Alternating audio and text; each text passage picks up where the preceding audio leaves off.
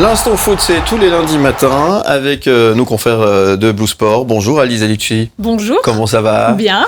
Vous aussi ? Merci. Ouais, ça va, comme un lundi. C'est vrai. Ouais. C'est vrai. On est content de parler de foot avec toi ce matin. C'est très très bien. On va commencer par le foot suisse si tu veux bien. Mais avec plaisir. Et apparemment, tu as des news de Servette, Yverdon, Neuchâtel, Lausanne. Parce qu'il n'y a pas eu de petite intro ce matin, tu m'as surpris. Non, parce qu'on m'a dit, arrête, tu fais notre boulot, alors j'ai arrêté quoi. C'est ça. On attendait ta postulation, on l'a toujours pas reçue. Ah, tu veux que je postule chez vous ? Alors, faut qu'on en cause après, alors il n'y a pas de souci. Alors, on en parle après, hors antenne. Voilà. Comme on dit. Avec plaisir. On t'écoute, ma chère. Parlons des matchs de ce week-end. Moi, je propose qu'on commence par Servette parce que le match a eu lieu hier. Comme ça, on est vraiment dans l'actu chaude. Dauphin de Young Boys. Avant la journée d'hier, le Servette FC était extrêmement en forme. Super saison pour les hommes d'Alain Geiger. Et puis ça s'est un petit peu corsé hier. Hier, les Grenats recevaient Lucerne à l'occasion du 20e anniversaire du Stade de Genève. Oui. Donc en grande pompe, journée qui s'annonçait hyper festive avec de nombreux supporters, des anciens joueurs. Enfin, il y avait quelques actions qui étaient mises en place. Et puis, tout ne s'est pas déroulé dans une ambiance festive, en tout cas sur le terrain. On peut même résumer ce match à une série de cartons. Aïe. Je vais vous expliquer, parce que je pense que vous n'avez pas vu ce match. Non, le début de match, il va dire ça. Mais je suis là pour ça. Le début de match, il était hyper terne, pas beaucoup d'occasions. Les Genevois, ils ont même trouvé 2 fois les montants, donc ils étaient quand même proches d'ouvrir le score. Pas de chance, mais finalement, pas de quoi s'inquiéter, parce que jusque-là, effectivement, la chance avait plutôt souri aux Grenats. Surtout que les Grenats n'avaient pas encore perdu à domicile cette saison. Et donc, on rappelle que là, on jouait quand même la 24e journée. Et puis, c'est au retour des vestiaires. Donc, après la première mi-temps que tout a basculé. D'abord, une faute de Kevin Mbabou dans la surface. Max Meyer, donc un Lucernois qui a ouvert le score. Et puis, ce même Mbabou qui a été expulsé peu de temps après pour un deuxième carton jaune. Sévère. Mince. C'était le premier carton. Ouais. Un autre Servettien, Enzo Crivelli, a lui vu rouge directement après une échauffourée avec un autre joueur. Et de 2. Et puis, voilà, vous connaissez le proverbe, jamais 203. Mais c'est un Lucernois, heureusement. C'est pas un Servettien, c'est un Lucernois, Dreger, qui s'est fait lui aussi sortir pour un deuxième avertissement. C'est donc un dimanche à oublier pour le Servette FC. C'est la première défaite de la saison à domicile. Mais j'aimerais aussi vous parler de l'entraîneur, parce que la grosse actu des prochaines semaines, c'est qui sera l'entraîneur du Servette FC. Alain Geiger est arrivé en 2018. C'était un petit peu une surprise pour tout le monde qu'Alain Geiger soit nommé à la tête du Servette FC. Jusque-là, il fait extrêmement du bon boulot, surtout cette saison. Et puis, là, le club n'a toujours pas prolongé son contrat. Donc, on se dit, mais qu'est-ce qui se trame ? Est-ce qu'il y aura un nouvel entraîneur ? Est-ce que Alain Geiger va être prolongé ? Il y a plusieurs noms qui circulent.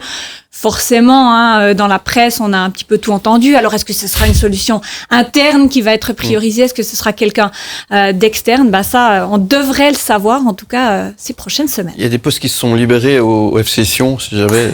De toute façon, dans le monde du foot, c'est vrai que parfois, ça change assez fréquemment. Mais ça sera la grosse actu du SFC ces prochaines semaines. Séquence sport. L'instant foot. Avec Alizé, qui nous a parlé du Servette tout à l'heure. Maintenant, on va parler de Sion, du FC Sion. Alors, oulala, ça continue d'être compliqué pour le FC Sion en ce moment. La semaine passée, Alain Rohrbach vous a fait la petite, je ne sais pas si on peut appeler ça une trilogie, mais en tout cas, il vous a fait un petit teasing de film. Alors, je vais revenir sur la semaine du FC Sion, effectivement, parce que la semaine, elle a commencé avec la nomination du nouvel entraîneur. Bon, c'était attendu, mais c'est David Bettoni qui a été choisi. David Bettoni, qui est l'ancien adjoint de Zinedine Zidane au Real Madrid. Il a débarqué à Tourbillon avec une mission claire. Vous l'imaginez bien, c'est le maintien. Bien sûr. Il a peu de temps, il connaît pas le championnat suisse. Et puis, il débarque à Tourbillon avec effectivement beaucoup de poids sur ses épaules, j'ai envie de dire. Il a 51 ans. Et puis, ce qui est aussi important de dire, c'est que c'est sa première expérience en tant que coach principal. Alors finalement, moi j'en ai parlé avec nos consultants Blue Sport ce week-end, notamment Gabé Chapuisat, qui dit que finalement c'est peut-être pas plus mal parce qu'il a quand même un joli terrain de jeu où il peut expérimenter quand même plusieurs choses.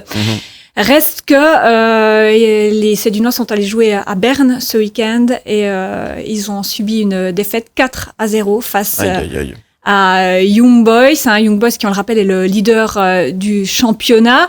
C'est vrai qu'il avait rien à perdre parce que se déplacer à Young Boys où c'est très difficile de gagner, il pouvait mettre en place une nouvelle stratégie, il pouvait tester ses joueurs, mais on s'attendait quand même pas à une défaite aussi sévère. Tout d'abord, les Valaisans, ils ont encaissé un but après moins de 2 minutes. Donc déjà, ça c'est très compliqué de démarrer un match comme ça, moins de 2 minutes. Et puis Giovannicio, il a été expulsé avant la demi-heure de jeu. Aïe. Donc voilà, un Cédunois en moins, ce qui fait qu'ils étaient à 10 contre 11. Donc scénario du match totalement catastrophique. Malgré ça, ils ont montré, je trouve, un bon état d'esprit. Ils sont quand même restés concentrés dans le match. Ils ont encaissé le 2e but avant la mi-temps. Et puis ça s'est enchaîné le 3e et le 4e. Défaite donc 4-0, c'est compliqué. À l'heure de l'analyse, David Bettoni était quand même positif. Il a vu des bonnes choses, notamment il a relevé cette solidarité de ces gars. Et puis il nous a dit qu'il fallait travailler sur l'offensive. Forcément, ils n'ont pas marqué de but, et aussi sur la défense. Donc finalement, tout est à refaire. On verra ce qui va se passer. Sion qui a enchaîné donc son 13e match sans victoire. C'est un record historique pour le club. La situation, elle devient pressante. Alors la bonne nouvelle, c'est que hier Winterthur n'a pas gagné, ce qui permet à Sion de rester avant-dernier. Mais la situation est compliquée. Même nombre de points, 23 points en queue de classement. Et ça se joue à la différence de but. Donc c'est dire comme la situation elle est tendue. On attend donc le prochain match qui a lieu samedi soir, 20h30 en Valais, à Tourbillon. Le FC Sion qui reçoit Grasshopper qui ce week-end a gagné, donc qui est dans une bonne dynamique. Et puis on vous propose de gagner des billets. 2 places pour ce match. Et si vous voulez voir le FC Sion, si vous voulez voir ce nouvel entraîneur, David Bettoni, c'est le moment. Et puis moi, je vais vous poser une question. Attention. Après combien de secondes le FC Sion a-t-il encaissé le premier but samedi au Wankdorf à Berne? Séquence sport. L'instant foot. L'instant foot avec Alizé, Blue Sport, avec nous comme chaque lundi matin. On parle de l'actualité football, on a parlé du football suisse tout à l'heure, maintenant il est temps de passer les frontières et on va parler notamment du PSG, j'en suis sûr. C'est sûr, forcément, vous me connaissez bien. Moi, je suis obligée. C'est un challenge. À chaque fois que je viens, il doit y avoir un truc sur Mbappé. En général, c'est assez facile, puisqu'il fait quand même l'actu.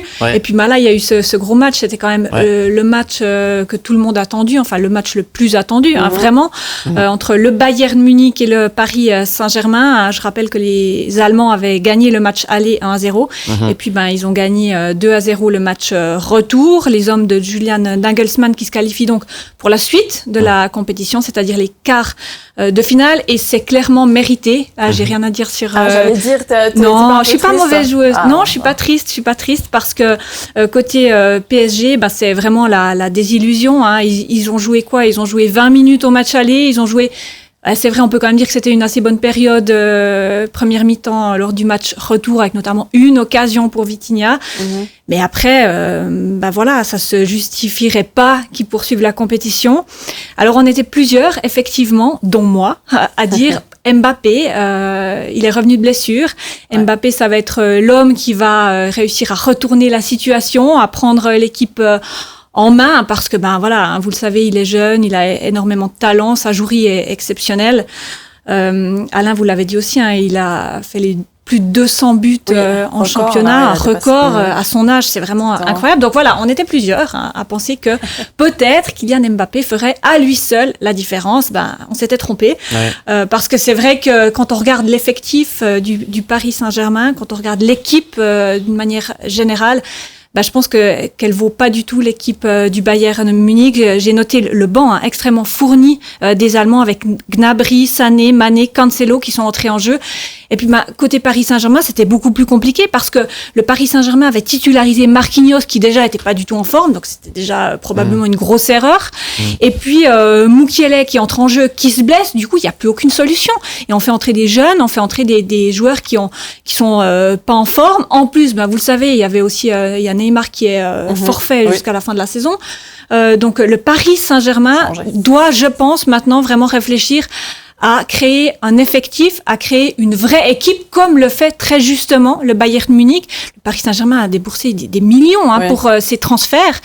Et puis, il devrait s'inspirer de ce qu'a fait, par exemple, le Bayern Munich, parce que, avec beaucoup moins de moyens, ils réussissent à attirer des joueurs super en forme, des joueurs qui font la différence et qui travaillent en équipe, parce que Kylian Mbappé n'a pas pu tout faire tout seul.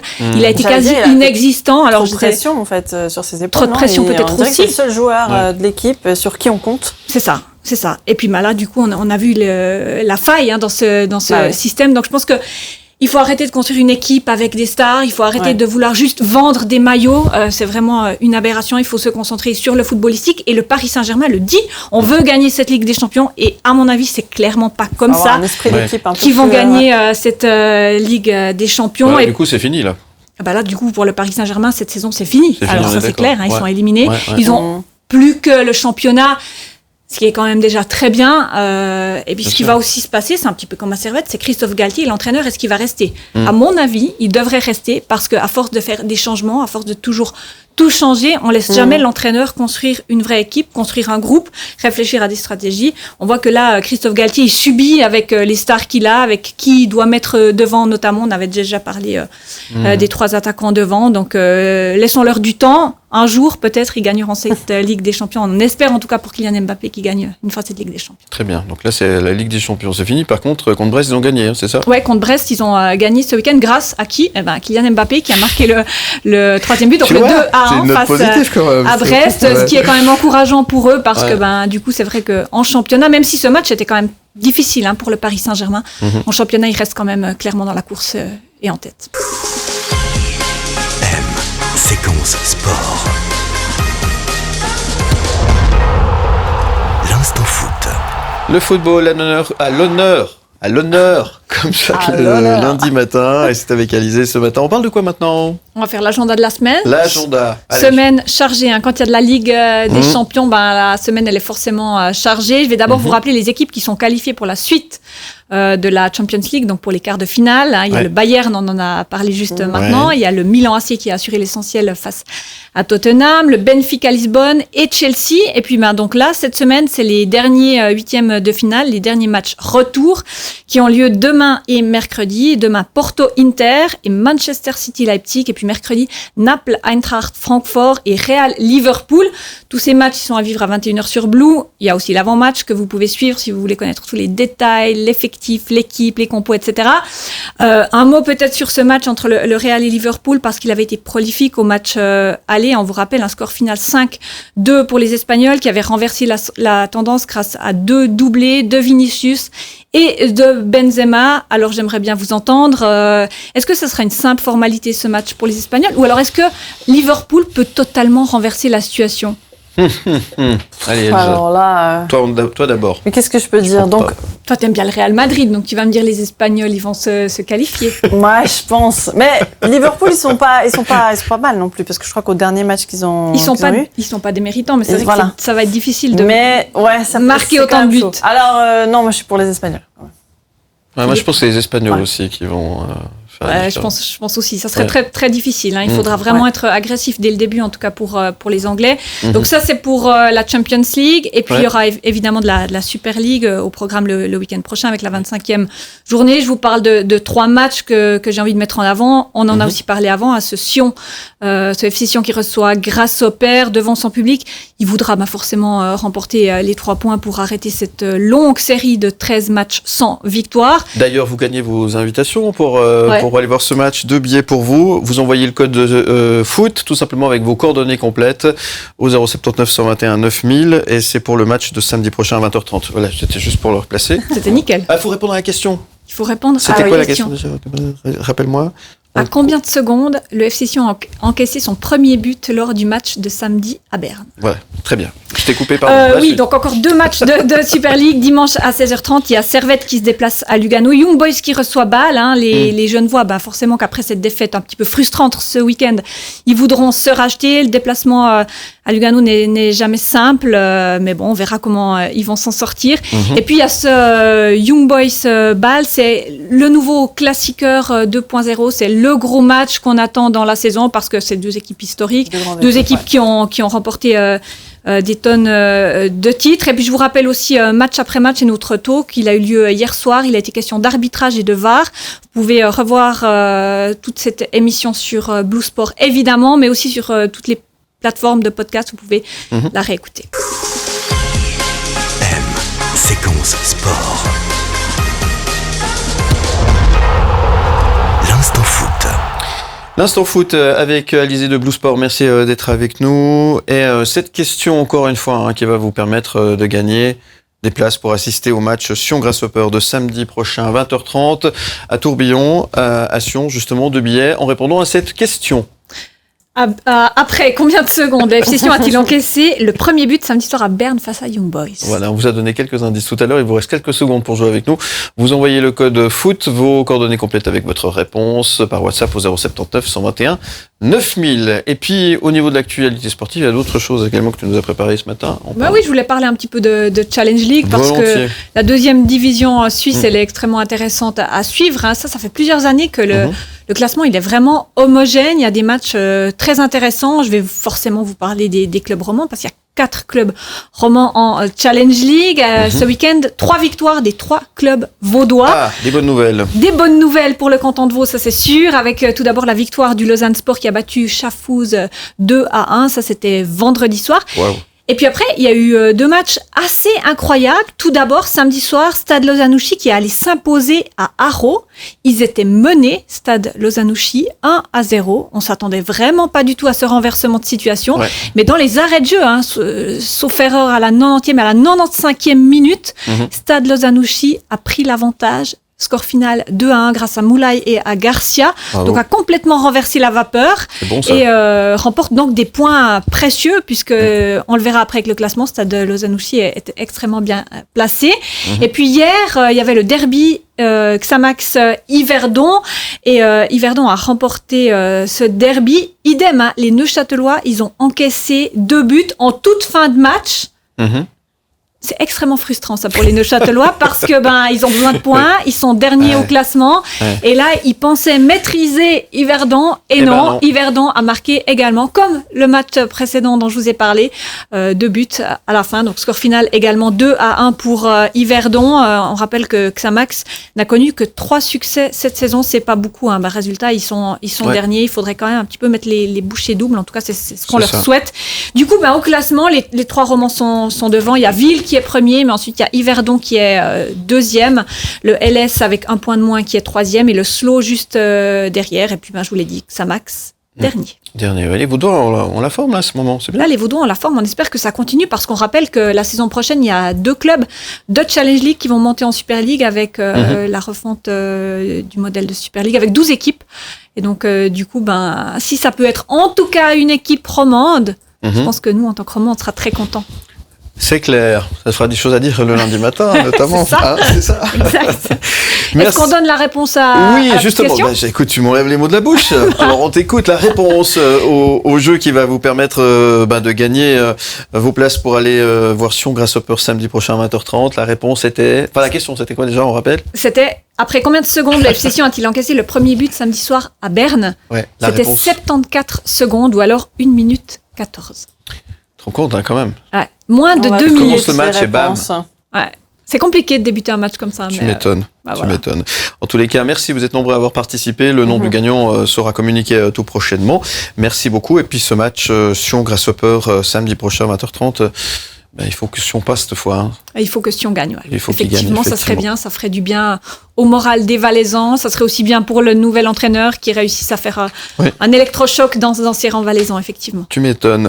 Merci beaucoup, Alizé. Toujours un plaisir.